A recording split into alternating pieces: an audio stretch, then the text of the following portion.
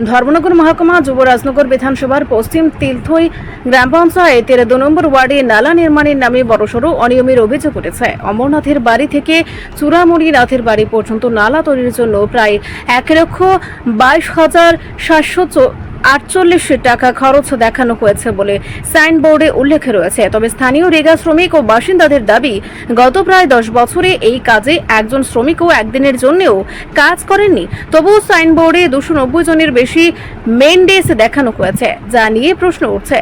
কাজ না হয়েও কিভাবে এত টাকা খরচ দেখানো হলো তা নিয়ে এলাকায় তীব্র ক্ষোভ তৈরি হয়েছে। এই বিষয়টি জানার পর স্থানীয় বিধায়ক শৈলেন্দ্র চন্দ্রনাথ সাংবাদিকদের ডেকে অভিযোগ করেন, শুধু এই একটি প্রকল্প নয়, রাজ্যের বিভিন্ন গ্রাম পঞ্চায়েতে একই ধরনের অনিয়ম চলছে। তার বক্তব্য, শ্রমিকদের বঞ্চিত করে সরকারি টাকা আত্মসাৎ করা হচ্ছে। ঘটনাকে কেন্দ্র করে এলাকাবাসীর মধ্যে অসন্তোষ বাড়ছে।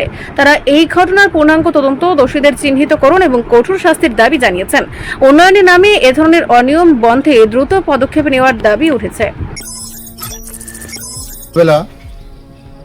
আমার গ্রামের কয়েকজন যারা রেগার কাজ করে সকালবেলা এসেছিল বাড়িতে, ওরা বললো যে স্যার, আপনার বাড়ির নিচে রিংওয়েলের পারে যে রেগার কাজের একটা সাইনবোর্ড লাগানো হয়েছে, অমরনাথের বাড়ি থেকে চূড়ামণি নাথ পর্যন্ত যে দৈর্ঘ্য, এখানকার নালার সংস্কারের জন্য 1,22,00,000 টাকা মেনটেন করা হয়েছে। ওরা বললো যে স্যার, এই রাস্তা নালা যে সংস্কার কথা উল্লেখ করা হয়েছে, গত 10 বছরে এই নালাতে কোনো ধরনের সংস্কারের কাজ হয়নি।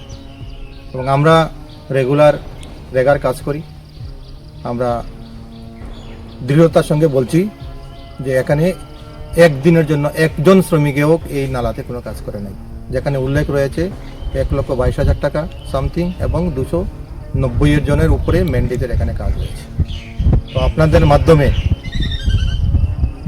আমি রুরাল ডেভেলপমেন্টের দপ্তরের আধিকারিক এবং দপ্তরের মন্ত্রীর কাছে আবেদন জানাচ্ছি, এটা শুধু আজকে আমার গ্রামে,